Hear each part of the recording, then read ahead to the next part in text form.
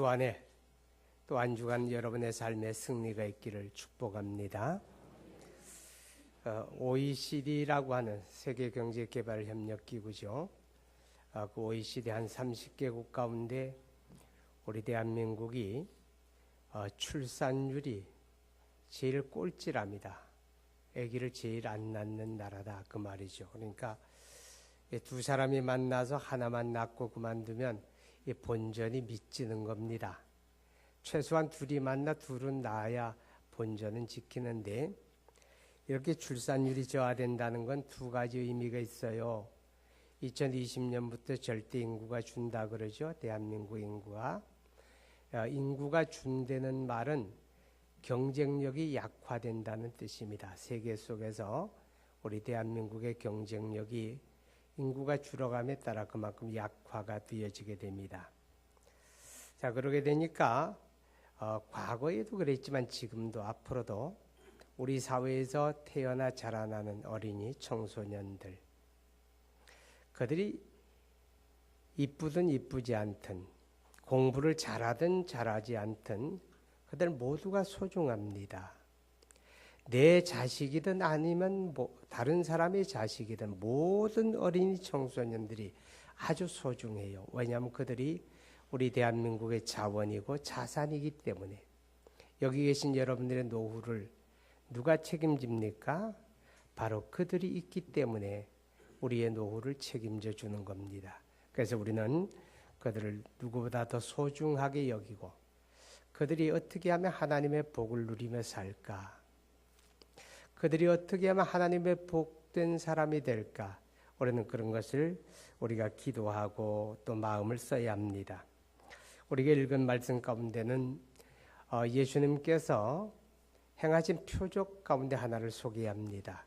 베세다 들녘에서 보리떡 5개와 물고기 2마리를 가지시고 주님이 여자와 어린아이를 제외한 장정의 수만도 5,000명에 달하는 사람들을 배불리 먹이고 남은 것을 12바구니 차게 거두었다 하는 말씀이 되어집니다.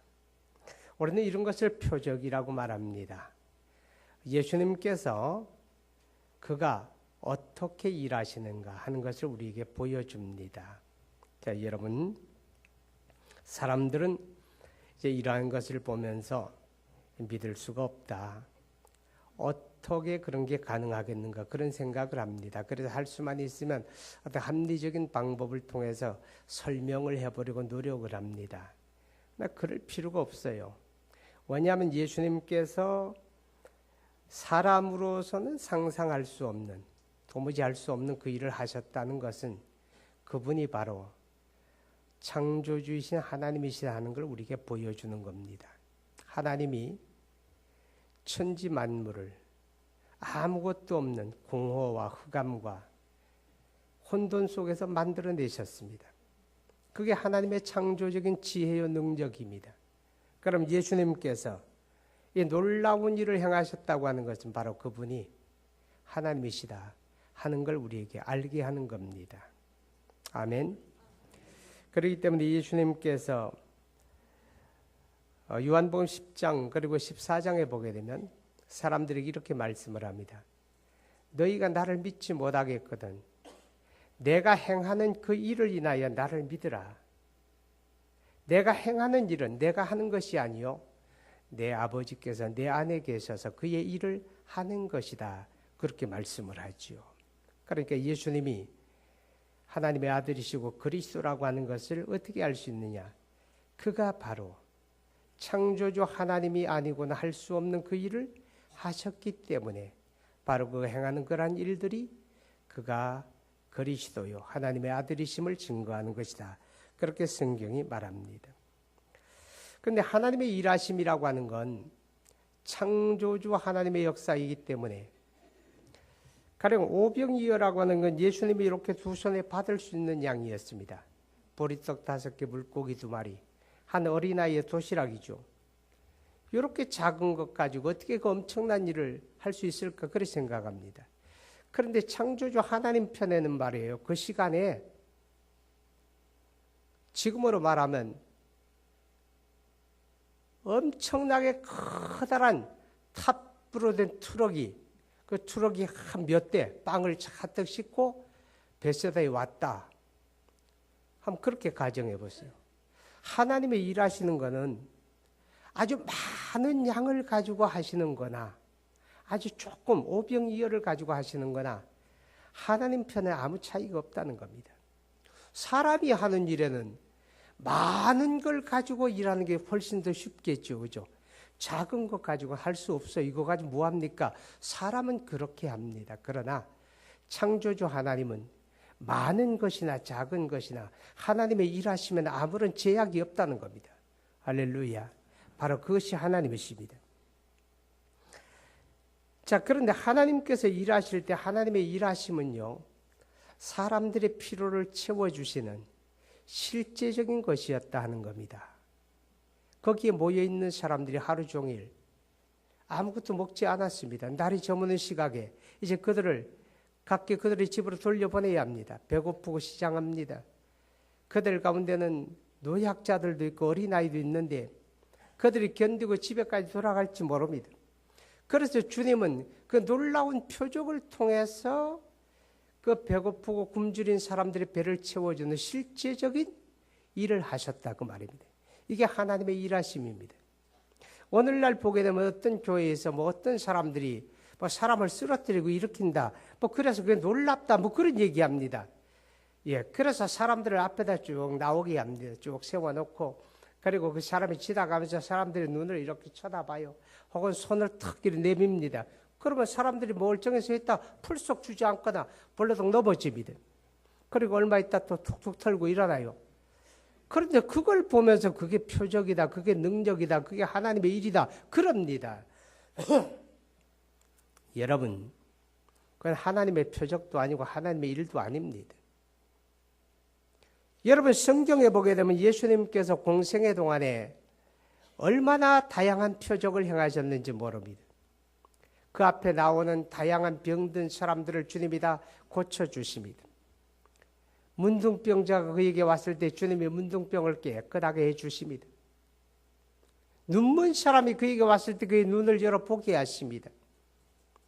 안진뱅이를 일으킵니다. 한쪽 손 말아가지고 평생에 쓰지 못하던 사람이 우리 주님을 만남으로 팔이 쭉 펴졌습니다.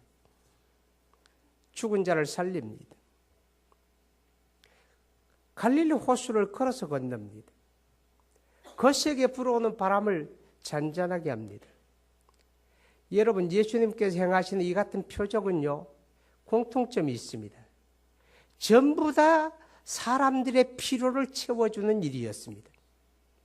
어느 것 하나도 장난처럼 누구를 쓰러뜨렸다 일어나게 하고 주님은 그런 일을 한 적이 한 번도 없습니다. 단 한 번도 그런 일을 한 적이 없습니다. 거기에 있는 사람들의 필요를 채워주는 실제적인 일을 해서 그게 하나님의 표적이고 그게 하나님이 하시는 일입니다. 그렇기 때문에 쓰러지고 넘어지고 일어나고 여러분 그런데 절대로 속지 마시기 바랍니다. 그것은 하나님의 역사가 아니에요.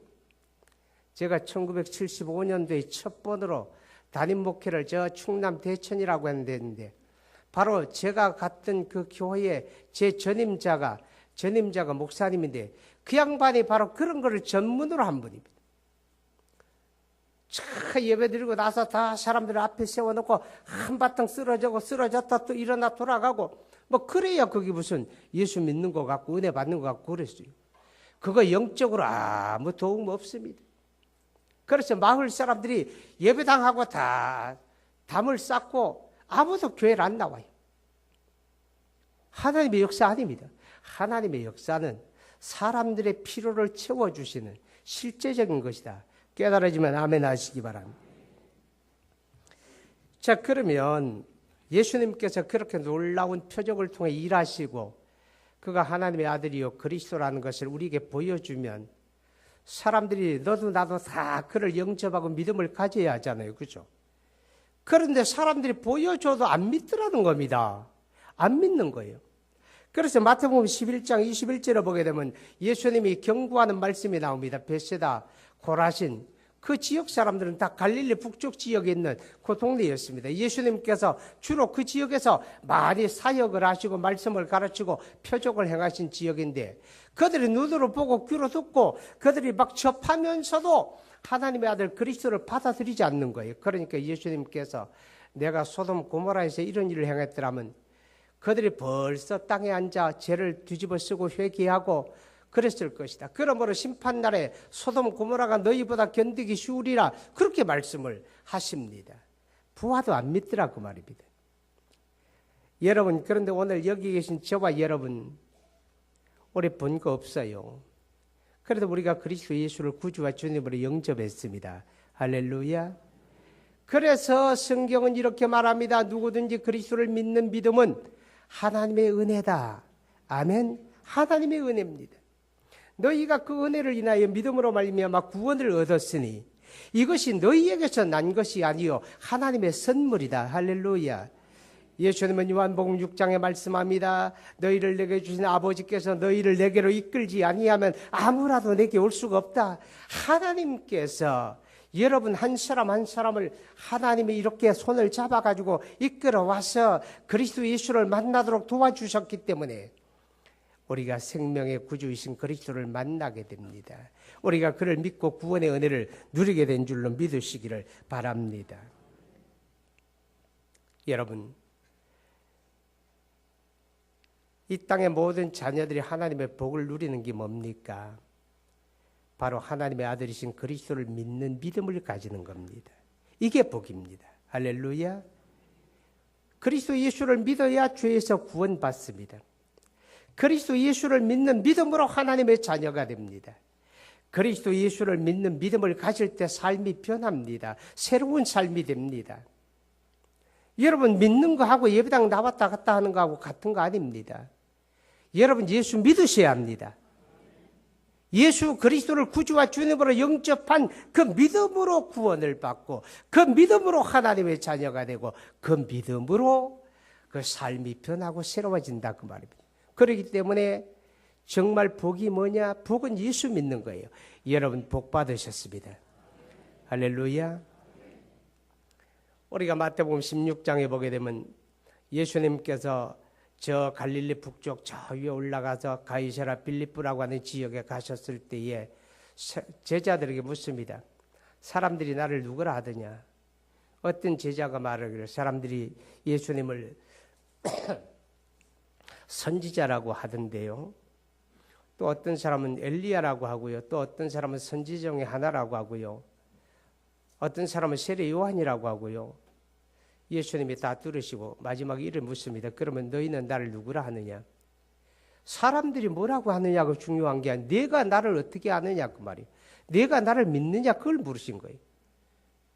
그럴 때 베드로가 말합니다. 주는 그리스도시요 살아계신 하나님의 아들이십니다. 할렐루야. 이 놀라운 신앙 고백을 받으신 예수님이 그 베드로에게 말씀합니다. 바요나 시몬아 내가 복이 있다. 내가 복이 있다. 이를 내게 알게 하니 혈육이 아니요 하늘에 계신 내 아버지다. 누가 복입니까? 예수 믿는 게 복입니다. 아멘. 오늘 이 땅의 모든 자녀들이 여기 계신 저와 여러분처럼 그리스도 예수를 믿고 구원의 은혜를 누리는 그런 복이 있기를 축복합니다. 자, 그 다음에 우리 주님께서 일하시는데 오늘 성경에 보니까 이 놀라운 일을 하실 때에 안드레라고 하는 사람을 통해서 일하셨다 그렇게 말합니다. 하나님이 일하시면은 사람을 통해서 일하십니다. 살아계신 하나님, 전능하신 하나님이 일하실 때 사람을 통해서 일해요. 아멘. 사람을 통해서. 그래서 우리가 성경은 창세기로부터 요한계시록까지 전체를 하나님의 구원 역사라고 말합니다. 하나님의 구원 역사요 하나님의 구원 계신데 이 하나님의 구원 역사 속에는 하나님만 등장하는 게 아니라 사실은 사람들이 다 등장합니다. 아담이 등장을 합니다. 아브라함이 등장합니다. 아브라함의 아들 이삭이 등장하고 야곱이 등장합니다. 모세가 등장하고 다윗이 등장하고 요셉이 등장하고 그럽니다. 그럼 우리가 성경을 읽어갈 때에 사람들을 자꾸 주목하게 됩니다. 다윗을 주목하고 모세를 주목하고 요셉을 주목합니다. 근데 그게 아니에요, 사실은. 그 사람들은 다 뭡니까? 하나님이 그들을 통해서 일하신 겁니다. 하나님의 일하심에 다윗이 쓰임을 받았다는 얘기고 하나님의 일하심에 아브라함이 쓰여졌다는 얘기입니다. 그러니까 우리는 성경을 읽을 때에 하나님 편에서 성경을 읽는다는 말은 뭐냐? 그 속에 등장하는 사람들을 주목할 게 아니라 그들을 통해서 일하시는 하나님을 바라보아야 합니다. 아멘. 그들을 쓰셔서 그들을 사용하셔서 하나님의 구원 역사를 이루어 가시는 하나님을 바라보고 그분을 볼 수 있는 것, 이것이 바로 성경의 눈이 열린 사람이. 그런데 안타깝게도 많은 사람들이 성경을 읽으면서 일하시는 하나님을 보는 게 아니라 사람들만 봅니다. 다윗이 어떻게 했고 모세가 어떻게 했고 요셉이 어떻게 했고 그것만 보는 거예요. 아니에요. 그 이전에 그들을 쓰신 하나님을 바라보아야 합니다. 여러분, 그런데 하나님이 일하시는데 사람을 통해서 일하신다 하는 말은 오늘 여기 계신 저와 여러분이 하나님의 거룩한 일하심에 쓰임을 받는 사람이 되어야 한다는 뜻입니다. 아멘. 하나님의 모든 사람을 통해서 다 일하시는 건 아닙니다. 하나님께서 사람을 통해서 일하시는데 어떤 사람을 통해서 일하시느냐? 그 하나님의 쓰임을 받는 사람이 복이 있는 거예요. 아멘. 예수 믿는 게 복이고 그 다음 뭐가 복이에요? 하나님의 일하심에 내가 쓰여지는 게 그게 복입니다. 여러분의 자녀들이 자라서 어떻게 되기를 원합니까? 세계와 역사 속에서 하나님의 선한 쓰임을 받는, 하나님의 선한 일에 쓰임을 받는 자녀, 그게 바로 복이다라고 하는 것입니다. 그런데 오늘 성경에 보게 되면 안드레가 나오고 또 그리고 한 어린아이가 나옵니다. 그렇죠? 하나님이 안드레라고 하는 사람을 통해서 일하시고 어린아이를 통해서 일했어요. 그런데요, 안드레는 누굽니까? 예수님께서 베세다에 계실 때, 베세다는 갈릴리 북쪽에 있는 언덕입니다. 거기는요 그냥 사람들이 사는 데가 아니에요. 근데 예수님이 거기가 계시니까 이른 아침부터 동서사방에서 많은 사람들이 예수님을 만나겠다고 거기까지 찾아옵니다. 거기는 빈들입니다. 아주 많은 사람들이 거기에 모였습니다. 그래서 예수님이 그들에게 천국 복음을 들려줍니다. 그리고 그들 가운데서 각색 병자들을 고쳐줍니다.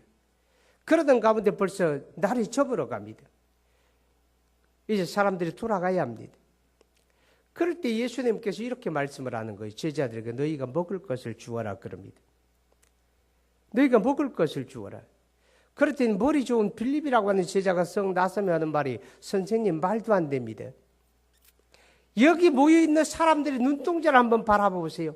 얼마나 많습니까? 셀 수 없이 많은데 이 사람들에게 떡을 조금씩만 떼어 나누어 준다 그래도 좋게 200데나리온의 돈을 들여도 부족할 겁니다. 그리고 선생님 생각해 보세요. 여기 빈들 아닙니까? 우리가 가진 돈도 없을 뿐만 아니라 돈이 있다고 해도 어디에서 이 사람들이 먹을 떡을 구합니까?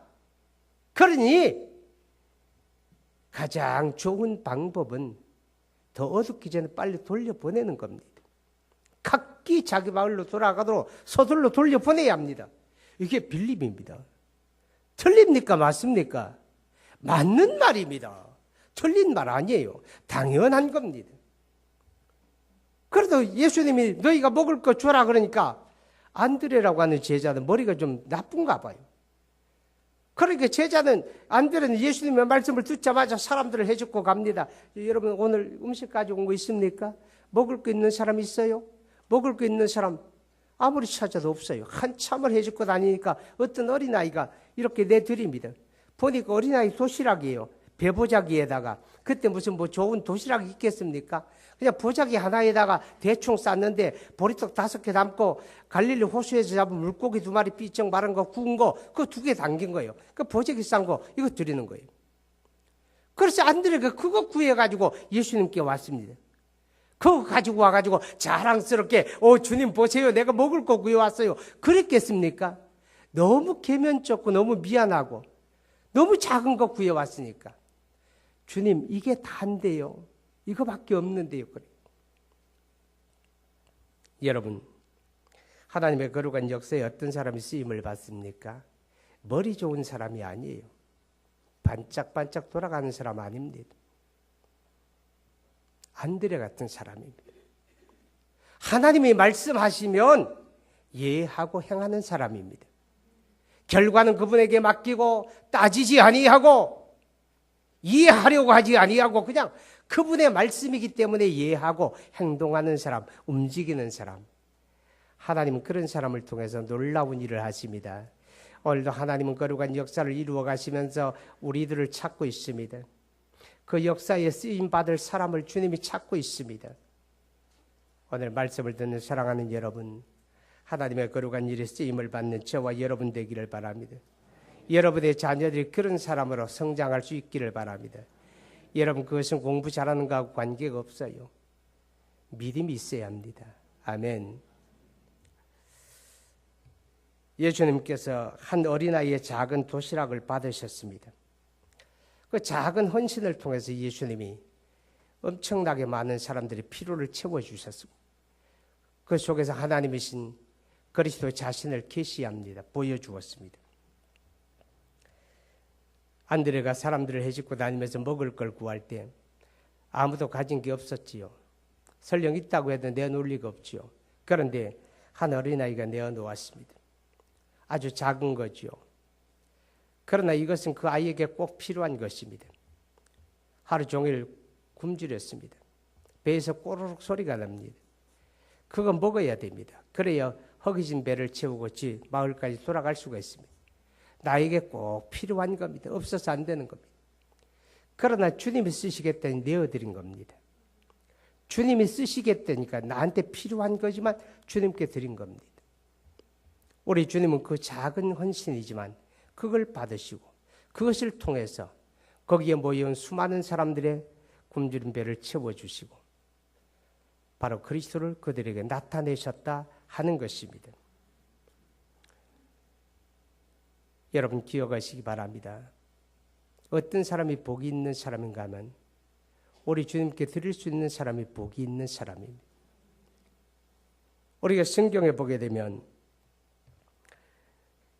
마태복음 22장 37절에 믿음에 대해서 이야기합니다. 내 마음을 다하고 목숨을 다하고 힘을 다하여 주 너희 하나님을 사랑하라 그랬습니다. 여러분 우리가 주를 믿는다는 말은 이기적인 게 아닙니다. 거기에 모여온 사람들은 대체로 다 이기적인 목적을 가지고 벳세다를 찾아온 사람들입니다. 예수님 만나서 수지 맞아볼까? 예수님 만나서 내 목적을 이루어볼까? 예수님 만나서 내가 원하는 걸 어떻게 해결해볼까? 예수님 만나서 병 고침 받아볼까? 전부 다 그런 목적을 가지고 거기 온 사람들입니다. 여러분은 어떻습니까? 여러분 믿음은 이기적인 게 아닙니다. 내 욕심의 보따리를 주님 앞에 펼쳐놓고 주님 보십시오. 내 욕심이 하나도 채워지지 않았습니다. 오늘 이 욕심의 보따리를 좀 가득하게 채워주세요. 여러분 주님은 여러분의 욕심 보따리를 채워주는 분이 아닙니다.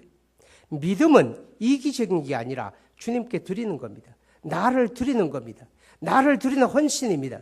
내 마음을 다하고 목숨을 다하고 힘을 다하여 주 너희 하나님을 사랑하라. 그게 바로 믿음이다. 그렇게 성경이 말씀을 하는 것입니다.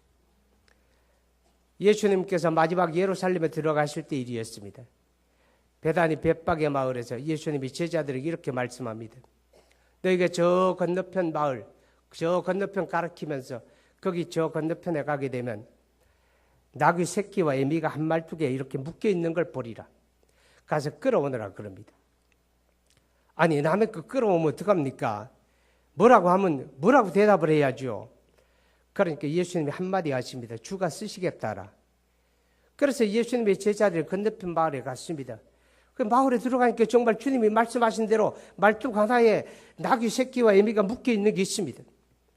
그래서 아무 소리 안 하고 그냥 풀어가지고 끌어서 오려고 하는데 나귀 주인이 나타나면 여보시오. 도대체 당신들 누군데 남의 허락도 없이 남의 거 가져갑니까?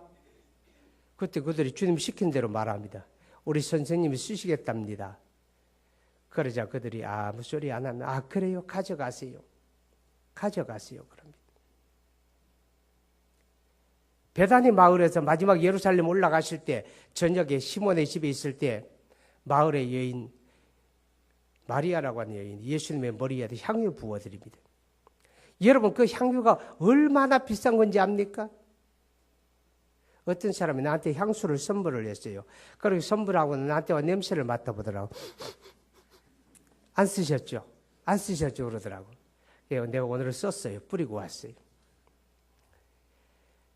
그런데 마리아가 예수님에게 부어드린 향유는 값어치가 300데나리온이나 됩니다. 300데나리온은 장정이 1년에 받을 수 있는 연봉에 해당하는 겁니다. 엄청난 거예요. 그 가난한 마리아가 어떻게 그것을 얻을 수가 있었는지 그건 몰라요. 근데 그것을 주님의 머리에 부어드렸습니다. 아낌없이 부어드렸습니다. 그런데 예수님이 이렇게 말합니다. 이 복음이 전파되는 천하 모든 곳에서 이 여인의 행한 일을 함께 전하여 그를 기념하라 그럽니다. 여러분 뭐가 복입니까? 우리 주님께 드림이 복이다 하는 것을 볼 수가 있습니다. 물론 드림이라고 하는 건 신앙의 정도의 차이가 있습니다. 그런데 보세요. 이 어린아이가 자기의 거 작은 것 주님께 드렸더니 주님은 그것을 가지고 거기에 모여있는 모든 사람의 필요를 채워주는 겁니다. 내 것을 가지고 나만 쓰고 나만 입고 나만 쓰고 살다가 우리가 천국 가면 그만이지. 여러분 그게 복이 아니라 하나님이 내게 주신 것 가지고 우리 주님을 통하여 모든 사람의 필요를 채워준다면 이것이 더 아름다운 복이다 라고 하는 사실을 기억하시기 바랍니다. 지난 수요일날 저녁에 파라과이에서 사역하는 곽성근 선교사님이 오셔서 예배의 말씀을 전해 주었습니다.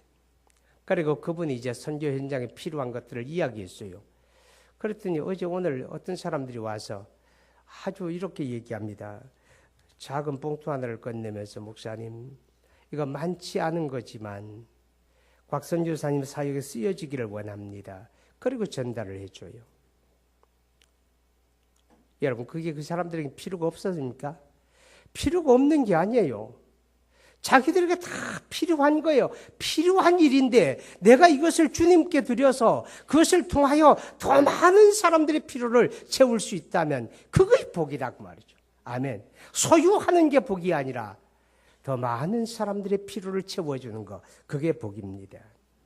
그렇기 때문에 이 어린아이가 주님께 드리는 것처럼 우리가 주님께 드림의 복을 알아야 합니다. 어려서부터 신앙생활을 하고 믿음 안에 자랐다고 하지만 하나님 앞에 드릴 줄 모르는 사람들이 얼마나 많은지 모릅니다.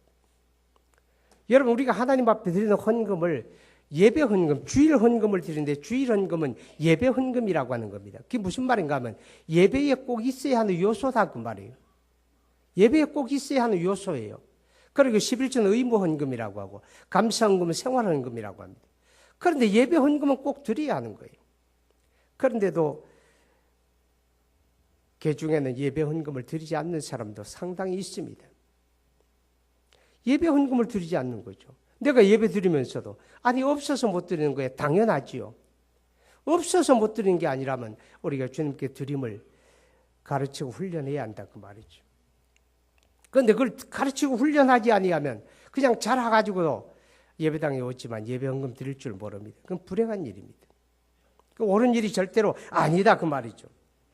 여러분의 자녀들에게 여러분이 하나님의 복을 물려주기를 원하잖아요. 우리 대한민국은 하나님의 복이 아니면 살 수가 없는 나라입니다. 우리가 땅을 다 뒤지고 파봐도 나올 게 없습니다. 그렇잖아요? 부존자원이 없는 나라예요. 우리가 무슨 조상을 엄청나게 잘 만나가지고 저 유럽의 관광대국들처럼 어마어마한 문화유산을 가지고 세계 사람들이 그거 보겠다고 자기들 돈을 쓰면서 매년 수천만의 사람들이 찾아오는 그런 나라 아니잖아요. 그런 나라 아닙니다. 그럼 우리 후손들이 어떻게 뭘 가지고 삽니까? 하나님의 은혜요, 하나님의 복을 받아야 합니다. 하나님의 은혜요, 하나님의 복을 자녀들에게 물려줘야 하잖아요. 자녀들에게 물려주는 게 뭐예요? 그 자녀들이 예수 믿는 거예요. 하나님의 일에 쓰임 받는 거예요. 그리고 하나님 앞에 드릴 줄 아는 걸 가르치는 겁니다. 그럴 때 그 자녀들이 하나님의 은혜와 복을 누릴 줄로 믿으시기를 바랍니다. 오늘 예수님께서 그의 놀라운 일을 통해서 그 앞에 모인 사람들의 필요를 채워줍니다. 그런데요, 그에게 나온 자들이라고 하는 겁니다. 어린아이도 예수님에게 왔고 안드레도 예수님 앞에 왔고 그 앞에 온 사람들을 위해서 주님이 일하셨습니다. 여러분, 우리의 삶 속에 날마다 하나님 앞에 나아감이 복입니다. 예배는요, 하나님 앞에 나아감입니다. 그리고 나와 하나님의 그리스도 안에 만남, 그것이 바로 거룩한 예배의 자리라고 하는 거예요. 그러니까 예배는 은혜요 복입니다.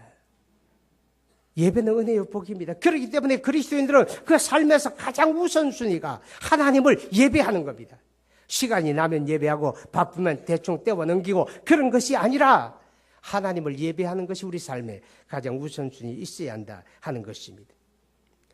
주일 아침이 되게 되면 어린아이들이 교회 오는 게 참 어렵다고 그럽니다.